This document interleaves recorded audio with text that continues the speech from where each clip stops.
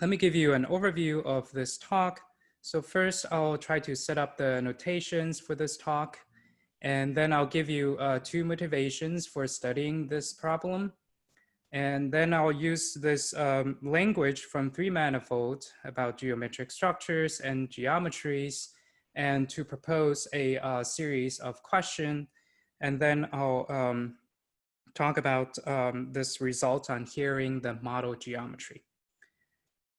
Okay, so now in this talk, I'm going to focus on closed Riemannian manifolds, manifolds without boundary. And the Laplace operator would always be Laplace on functions. And of course, in this case, we have a discrete spectrum. So a major theme in the spectral, inverse spectral geometry is the following. So I want to ask this question of how this set of analytic data relates to the geometry of underlying manifolds. And in particular, want to ask, can you find geometric properties that are determined by the Laplace spectrum? So inspired by this question by Kak, can you hear the shape of a drum? We say a geometric property is audible if it is determined by the Laplace spectrum. So you take your two manifolds, M1 and M2, isospectral, and you want to ask, what do they have in common? Okay, so now let me start with the motivation for studying three-dimensional geometric structures and the Laplace spectrum. So here, I'd like to remind you that sectional curvature is the most basic geometric invariant. And in terms of this geometric invariant, the simplest spaces you can have is the constant curvature spaces. So the universal cover of these spaces are given by Hn, En, Euclidean space, or the round sphere, okay, up to rescaling. And then you can talk about locally symmetric spaces. These are spaces having parallel curvature tensors. So nabla R is equal to 0 for the entire manifold. And the universal cover of these locally symmetric spaces admits a nice classification in terms of algebra. And all these spaces are locally homogeneous. So you can think about these spaces as spaces whose universal cover is homogeneous by a theorem of Singer. So that means the universal cover is homogeneous, meaning that if you take any pair of points in this space, there exists an isometry mapping one point to the other. So it is quite natural to ask whether we can hear these simpler spaces among generic Riemannian manifolds. So one of the first inverse spectral theorems is the following, given by Bezier in 1969. So if you take M and N two compact isospectral manifolds in dimension 2 or 3, okay, and suppose that M has constant sectional curvature K, theorem says then N also has constant sectional curvature K. Okay, so in other words, in dimension 2 or 3, you can hear the first space among generic Riemannian manifolds. And of course, you can ask whether this theorem still holds in higher dimensions, or more generally, you can ask whether you can hear locally homogeneous spaces among Riemannian manifolds. So you have to be quite careful now because in general, this question about hearing simpler spaces among generic spaces is a very hard question. So the first question you might ask is the property of having constant sectional curvature audible?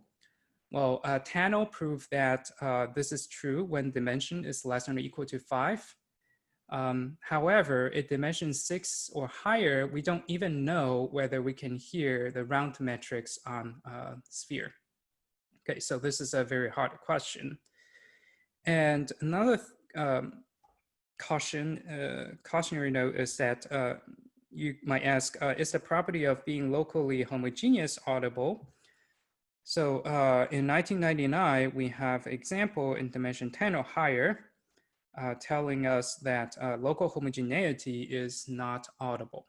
Okay, so you have a manifold M1, another manifold M2. One of them is locally homogeneous, the other is not, but somehow they are isospectral. Okay, so now you might ask, okay, so if hearing simpler spaces among generic manifolds is pretty hard, can I restrict myself to these nice, simpler spaces? So we ask the following. So to what extent can we distinguish these simpler spaces by their Laplace spectra?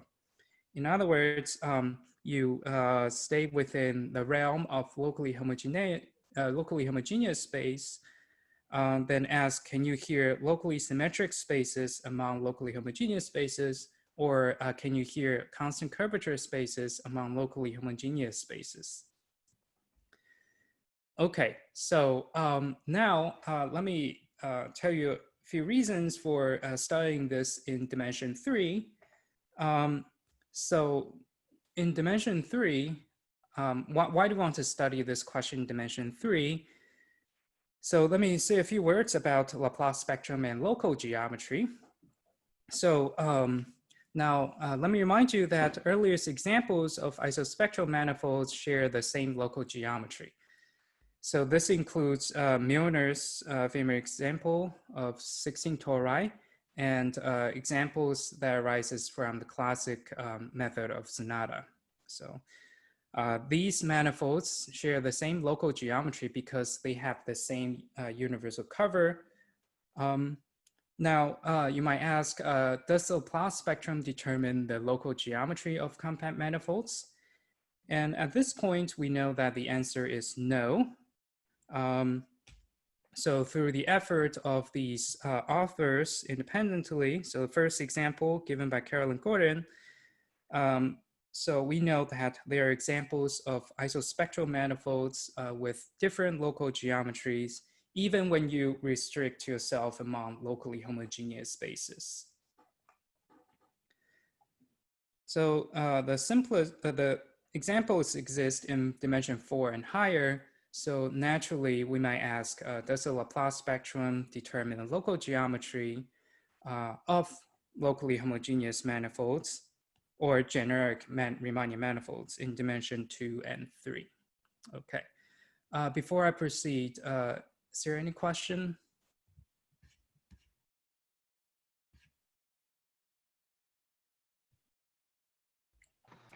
It's quite clear so far. Okay, thank you. So now we want to study the Laplace spectrum and three-dimensional geometries. So I want to use this language from three manifolds here.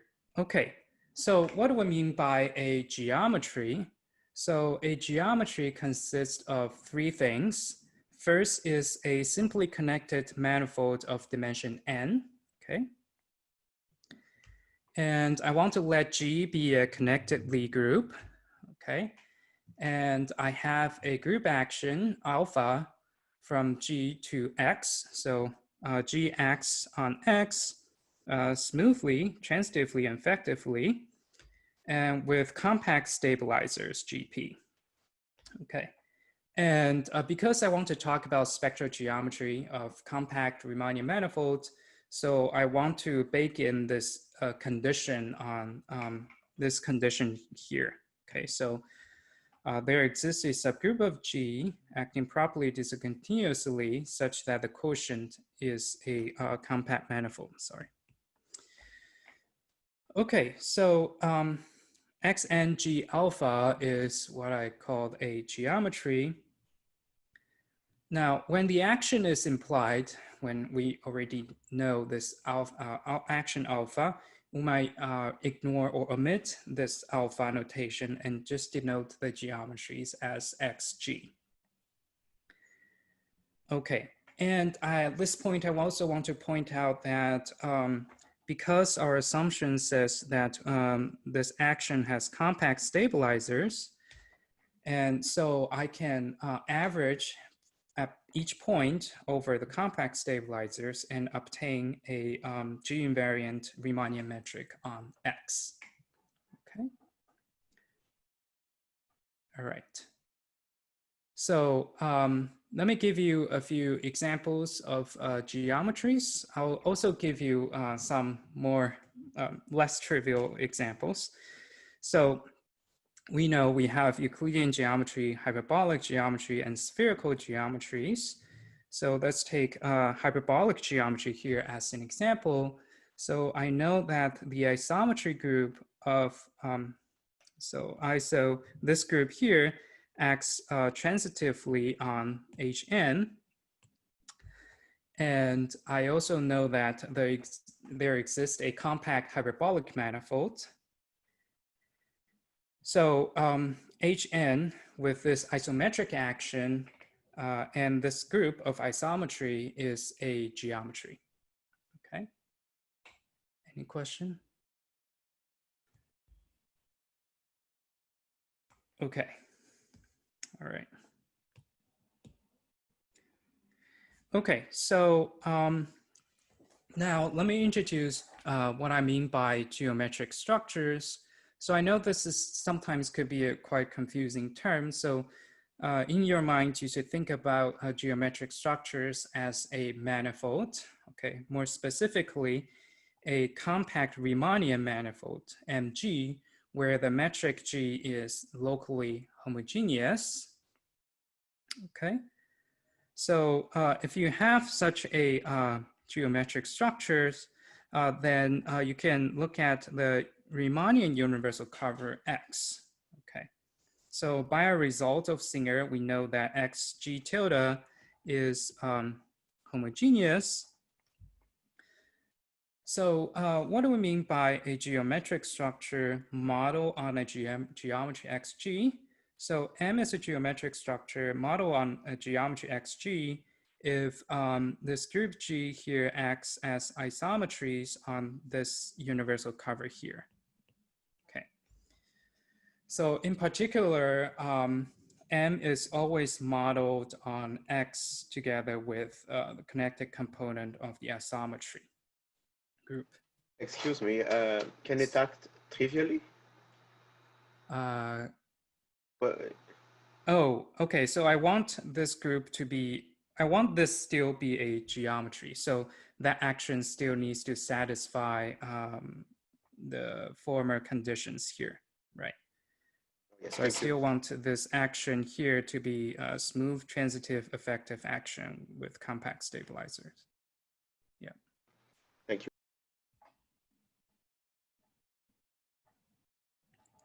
Any other question? Okay, so let me give you a example here. Oh, before that, let me first talk about two-dimensional geometric structures. So two-dimensional geometric structures coincides with surfaces of constant curvature. So up to scaling, you see that they are modeled on one of these free geometries. Okay. All right, so let me give you important example to help us understand the classification of three-dimensional geometries. So now I'm going to take S3 to be the Lie group of unit quaternions.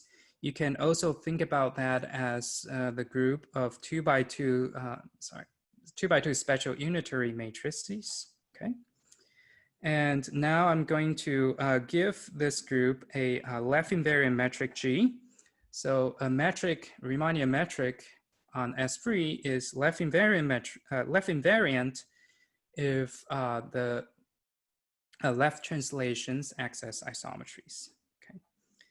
So now I'm going to fix a bi-invariant metric. So a metric is bi-invariant if it is invariant under left translation as well as the right translation. Okay. So how do we classify left invariant metrics on SU2 or S3?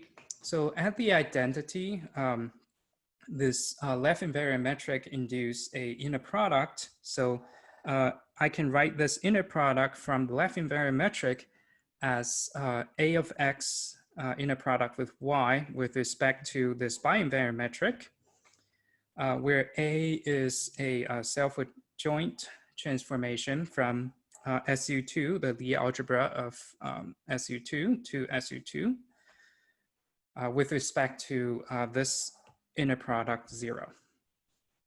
Okay.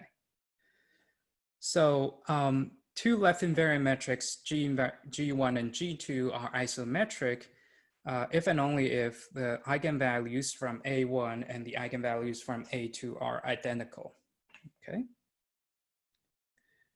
So in this table, I have eigenvalues of A, one distinct eigenvalues of A, two distinct eigenvalues, and three distinct eigenvalues. And now, in order to describe the isometry group, I'm going to remind you that we have this map rho from S3 cross S3 to SO4. So now here, S3 is a unit quaternions. So rho of ABX is equal to AXB inverse. So this is the double cover from spin 4 to SO4. Now, in the case when you have just one eigenvalue of A in the previous slide, then the isometry group is rho of S3 cross S3, which is SO4. Okay, so this corresponds to bi-invariant metric. So in this case, any bi-invariant metric actually gives you a round metric. So you should think about this as the round metric with its isometry group SO4. And you can also have two distinct eigenvalue or three distinct eigenvalue. So let me first write down the three distinct eigenvalues. So the connected component for the isometry group is three-dimensional. You can write this as rho of S3 cross 1. So all of these isometries come from the left translation, nothing more, okay? So this is what we call a generic left invariant metric. So then there is something that's sandwiched between. So the two distinct eigenvalues, you can write the isometry group as rho of S3 cross S1. This S1 depends on the left invariant metric G. And this is a four-dimensional group. In the first two cases, we call this a Bézier metric. Okay. Note that the Bézier metric can be also obtained by rescaling the Hall vibration in S3. So actually, we obtain three equivalent classes of, essentially we get three different geometries from these left invariant metric. So you can take S3, rho S3 cross S3, or S3 cross S1, or S3 cross 1.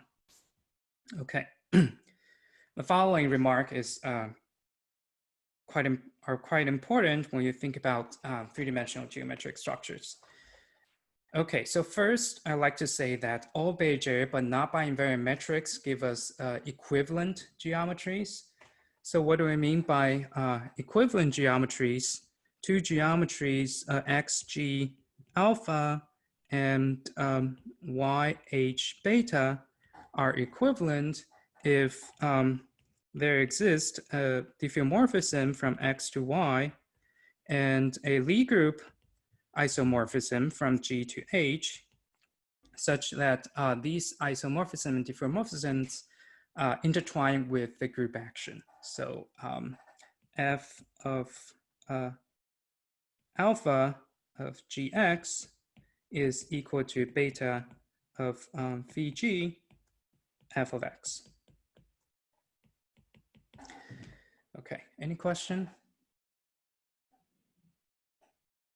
Okay, so, and yes. In the next, in the last example, if B inverse always exists. The previous slides you talking? The next, the last slide. This one?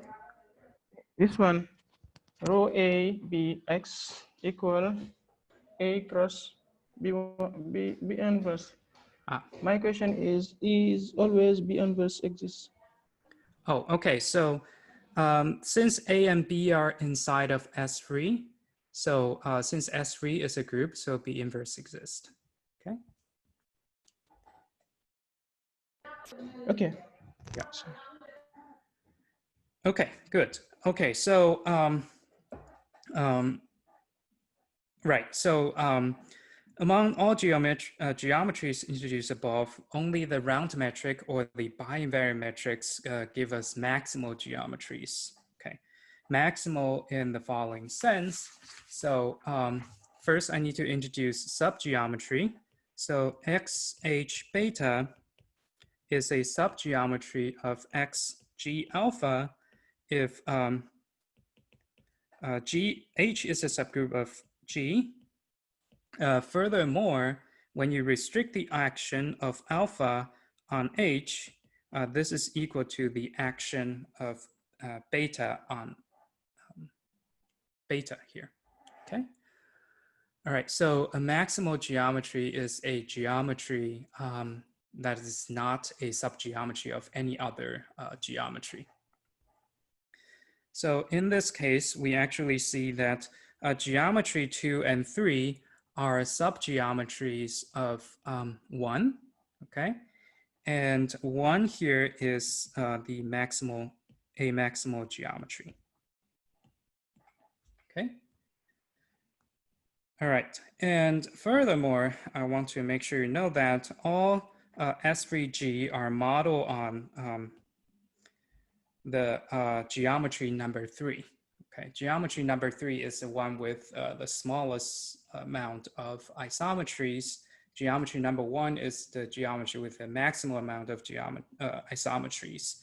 But all of these spaces are modeled on the one with the smallest amount of isometries. Okay.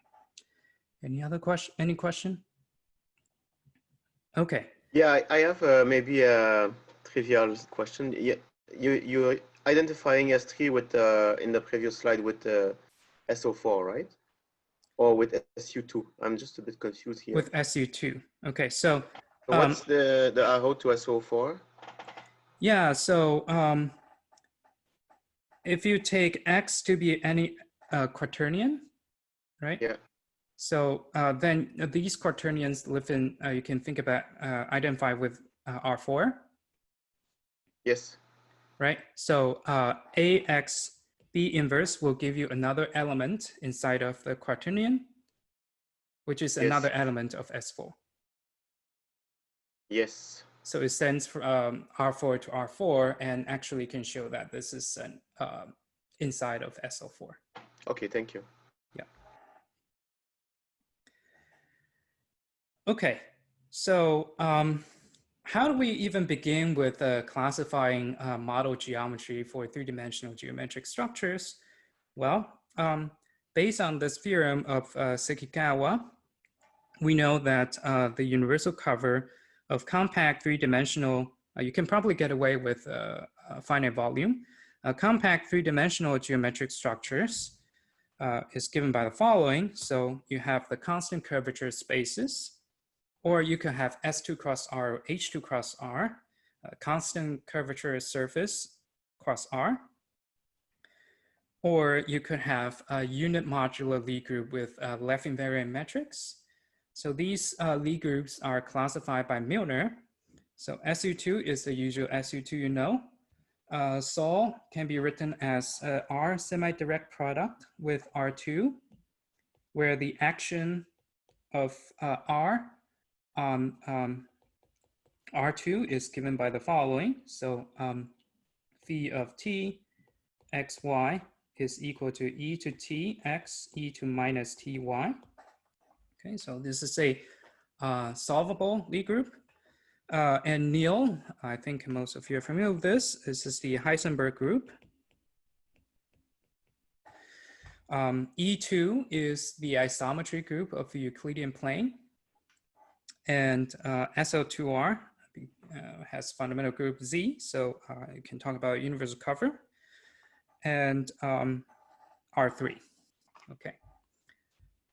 These are what you can have. Okay, so now you ask these geometries to take a test. And the more isometries they have, then the higher their scores are, okay? So in terms of this test, the high achieving students are the Thurston's 8 geometries. These spaces have the maximal amount of isometry within each class. Okay, so what are the Thurston's 8 geometries? We have the R3, S3, H3, S2 cross R, H2 cross R, Neil saw, and SL2R. Okay, so if you compare this with the previous slides here, you might say, okay, where did E2 and SU2 go, right? So it turns out that every E2 manifold also admits a flat metric. So E2 does not give us any left invariant metric on E2 does not give you the maximal geometry unless the left invariant metric is the flat metric. And SU2, like the example we've seen before, so we have the round metric and other left invariant metric, and only the round ones give you the maximal geometry. That's why E2 and SU2 disappear in this list, okay? So using that analogy again, who are the lowest, who are the students that just go to your office and say that they want to pass, right? So these are the geometries that merely pass the test. Okay, so these are what we call the metrically maximal geometries. So every three-dimensional geometric structures is modeled on one of the following metrically maximal geometry. So we have the R semi-direct product with R2. Note that every flat metric, the flat geometric structures are also modeled on this geometry. And we have the S3 geometry. Every left invariant metric on SU2 give us a geometry model on MM2. The hyperbolic geometry, S2 cross R, H2 cross R, and Neil geometry, SL2R, and Sol. Okay. Any question at this point? Okay, so now with this language, I would like to propose a list of questions. So want to study geometric structures and the Laplace spectrum. So now if we let M1G1 be a three-dimensional geometric structure, you can make it maximal or maybe just metrically maximal. And let's take M2G2 to be a compact three manifold and assume that these two manifolds are isospectral. Then you can ask, is M2G2 also a geometric structure? So remember in dimension 2, uniformization theorem tells us that every surface, compact surface, admits a constant curvature metric. And from the theorem of Bezier, we know that we can hear those constant curvature metrics. So you can ask a similar question in dimension 3. We know that every prime 3 manifold admits a geometric structure. Okay, so admits a locally homogeneous metric. then you can ask whether you can hear those locally homogeneous metric. Well, unfortunately, we can't say too much beyond Bézier's beautiful theorem here, okay? We want to stay within the geometric structures and ask the following questions. So if you of course, it would be nice if we can say something about this, but right now we can only say something about these three questions. So now let M1, G1, M2, G2 be two isospectral three-dimensional geometric structures. Remember what we want to do here. We want to somehow distinguish these three-dimensional geometric structures using the Laplace spectrum, right? Now, first question you can ask, which is this question is motivated by Laplace spectrum local geometry. So are M1, G1 and M2, G2 locally isometric, right? And another question is, okay, so suppose you can't prove that they are locally isometric, you can ask, okay, is M1 and G1, M2, G2 model on the same metrically maximal geometry, right? Or question number 3, if you stay within a certain class, stay within a certain geometry, can we say that M1, G1, and M2, G2 are actually isometric? Okay. Note that they are isospectral flat manifolds and isospectral hyperbolic manifolds in dimension 3. So this question, you should put some condition on it. Okay, so let me mention a few related results. Of course, the first one is the beautiful Bézier's theorem we mentioned.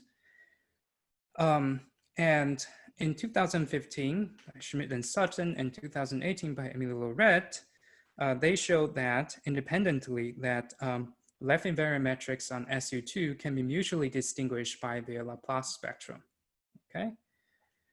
So if you assume that you have a geometric structure model on SU2 with a left invariant metric, then also assume that the fundamental group is trivial, then you can say that isospectral implies isometry. Okay, so let me present our main theorem here. So let M1, G1, M2, G2 be two compact isospectral three-dimensional geometric structures. Now, if M1, G1 is modeled on one of the following metrically maximal geometry, remember these are spaces that, geometries that reaches the bare minimum of becoming a geometric structure, a geometry.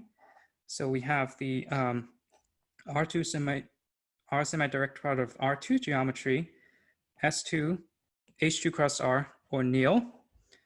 Then the universal cover of M1, G1, and M2, G2 are isometric. In particular, M1, G1, and M2, G2 are locally isometric. Furthermore, they are modeled on the same geometry.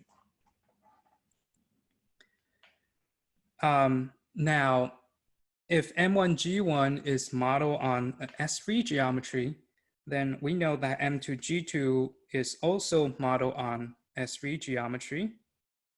Sorry. But at this point, we don't know whether they are they are locally isometric or not. We suspect that they are locally isometric, but we don't know. So if M1, G1, M2, G2 are modeled on the sole geometry, then the universal cover are isometric. Any question on the main theorem?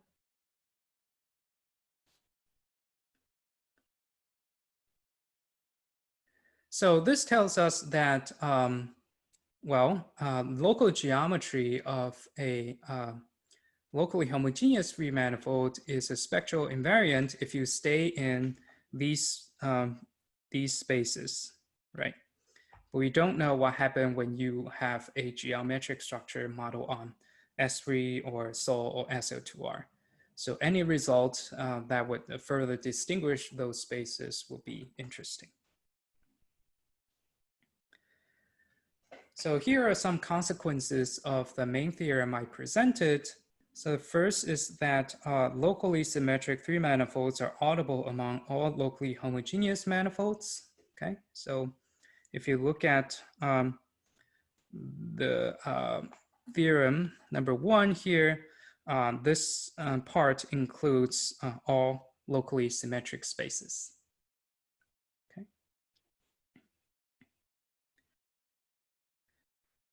And of course, we want to ask this question about whether you can say that M1G1 and M2G2 are actually isometric instead of just locally isometric.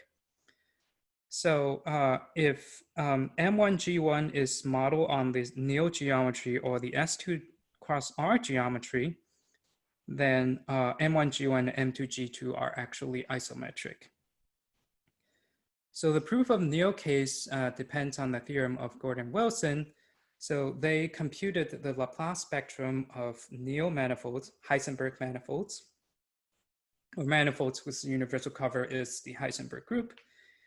And they show that if you take two Heisenberg manifolds isospectral, two compact Heisenberg manifolds in dimension 3 isospectral, then they're actually isometric. So using our results above, we can actually extend to one of them being just geometric structure, and the other is modeled on the Néel geometry. And we also do a computation of Laplace spectrum of S2 cross R. So what are the manifolds covered by S2 cross R? You get S2 cross S1. So essentially you have 4 different spaces, S2 cross S1, RP2 cross S1, and the non-trivial S1 bundle over RP2. And the last one is RP3 cross RP3. So we have these 4 classes of compact manifolds covered by S2 cross R, and we computed a Laplace spectrum using the first, I think the first Laplace eigenvalue. We can distinguish these spaces, first and second, I think. Any question?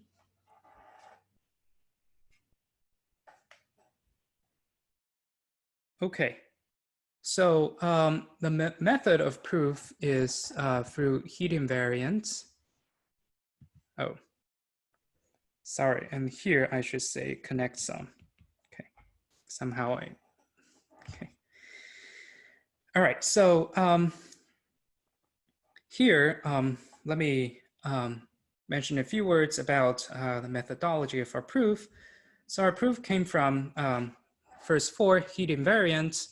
So I think yesterday in Ingrid's talk, she mentioned this heat invariance. So let me now just be brief with this part of the talk. So of course, we start with the trace of heat semigroup. And as t goes to 0, we have the asymptotic expansion. And each AI of mg is called a heat invariant. And generically speaking, the heat invariants are very hard to compute. But we do have these nice formula, first given by Beijing for A1 and A2, McKean-Singer for A2, and Sakai for A3. Now, I should point out that there exists a formula for A4 in the physics literature, but we haven't looked at it closely, and we don't know how to unpack notation there yet. Okay, so you can see that the formula for A3 is quite complicated, involving a derivative of curvature tensor.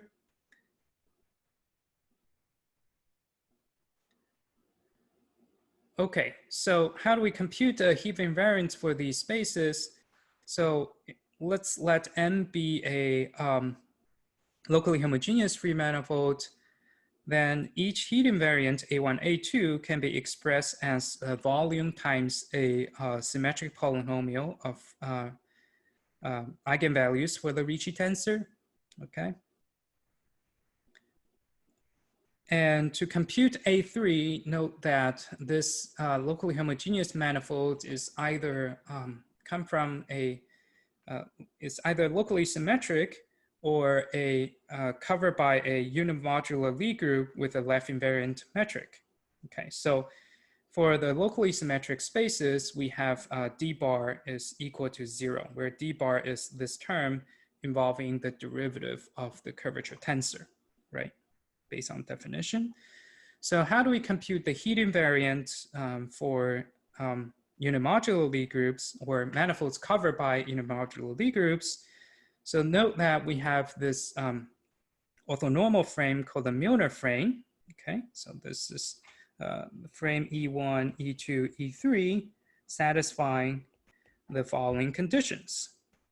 Now, the eigenvalues for the Ricci tensor can also be expressed in terms of these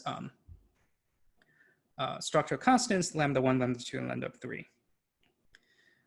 So what does the equality of A1, A0, A1, A2, and A3 tells us? So let's take M1, G1, and M2, G2, and assume that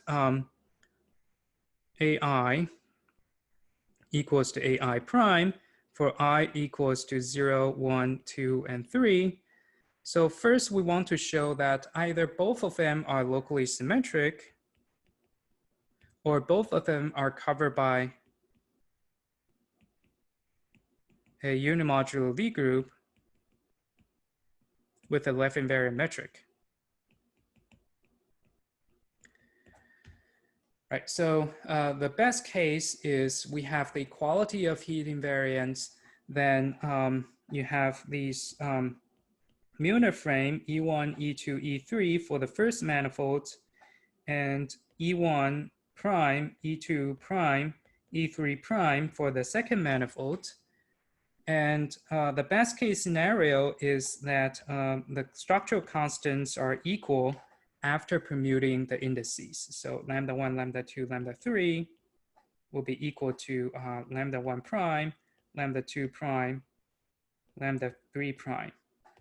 All right, so this is the best case scenario. So if we are in this situation, then the end game is having these frames by sending E1 to E1 prime, E2 to E2 prime, E3 to E3 prime, we found a Lie algebra isomorphism from the Lie algebra for the first group to the Lie algebra of the second group. And since these groups are simply connected, this Lie algebra isomorphism get extended to a Lie group isomorphism. Furthermore, since this Lie algebra isomorphism sends orthonormal frame to orthonormal frame, so we know that this is actually an isometry at the identity. And hence the Lie group isomorphism you get is also an isometry. Okay, so that's how we prove that the universal covers of M1 and M2 are isometric. Any question?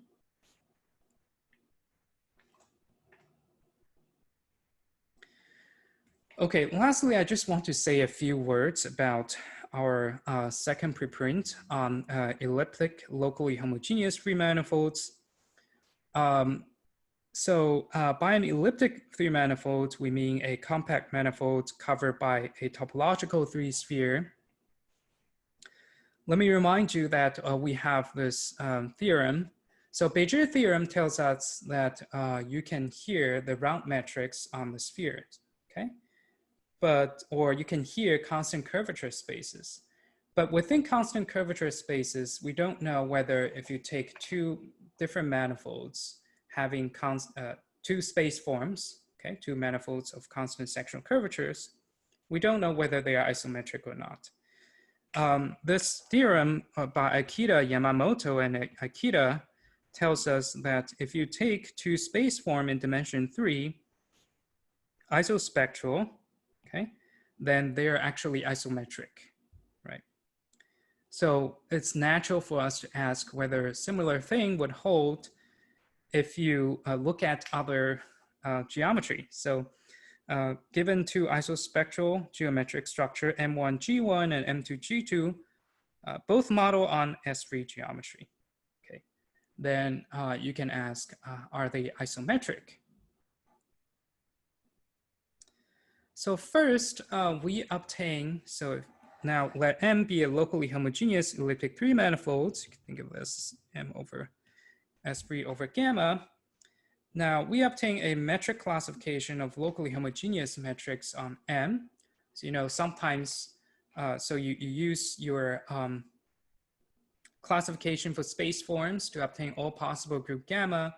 But since these spaces have a smaller amount of isometry group or smaller isometry group, sometimes these lattice, you cannot embed them into these groups. Okay, so we discussed when you can embed these lattices inside of these groups, and we decided we classify them and tell you when these spaces are isometric.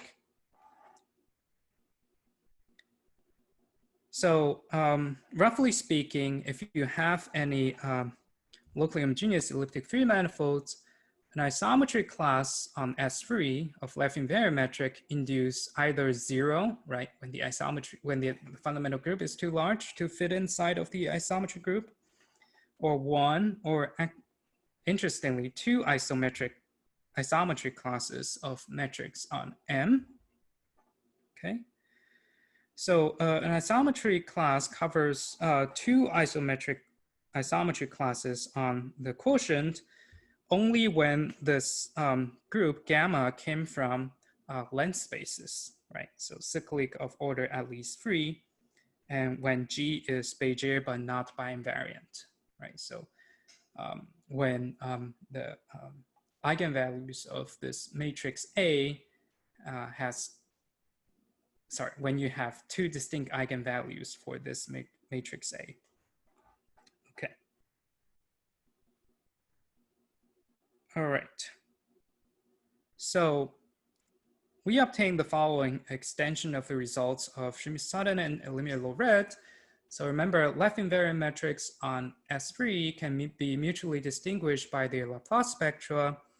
So now, if you fix a group gamma and look at all possible isometry classes of locally homogeneous metrics on S3 quotient gamma, so we showed that there exists at most 2 isometry classes of metrics in here with the same first 4 heat invariants. Okay. So when your group is not cyclic of order at least 3, then you can show that isometry classes of locally homogeneous metrics on M can be mutually distinguished by their Laplace spectra. Okay, so if you take gamma to be the trivial group, we get back to this theorem by Schmidt, Sutton, and Milnor. Any question?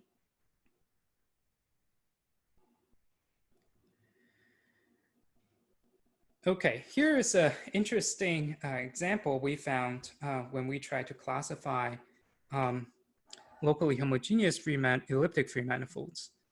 So there exists a left invariant metric G, Bezier but not left invariant on S3, and 2 isomorphic groups, gamma 1 and gamma 2. Okay, they came from length spaces, such that one of them here is homogeneous, and the other here is only locally homogeneous. Okay. But since these 2 spaces have the same universal cover and these groups are isomorphic, okay, so these spaces have the same volume, so these 2 spaces would have the same heat invariant, but we don't know whether they are isospectral or not. Okay. So in particular, we cannot use heat invariance to determine whether homogeneity is an audible property in dimension 3. Okay. Lastly, I will just want to mention what happens when we allow the group to change, okay? So if you take two elliptic locally homogeneous free manifolds with the same first four heat invariants, if they are not locally isometric, then something must be wrong, okay? The fundamental groups of M1 and M2 have different orders, okay? So this is one of those could be vacuously true statements. You know, people prove theorems about if Riemann hypothesis is true, then blah, blah, blah. Or if Riemann hypothesis is false, then blah, blah, blah. This one, if we can prove that, you know, they are actually locally isometric, then this will be a vacuously true theorem. Okay, thank you for coming. Just stop here. And I hope eventually I'll get a chance to see you all in person. Thank you, Samira, for the nice talk. Let's clap. Thank you. Oh, someone clapped with Zoom. I see a hand there, but I don't know how to do that. So, so please, if you have questions, write them in the chat, and I will relay them to the speaker.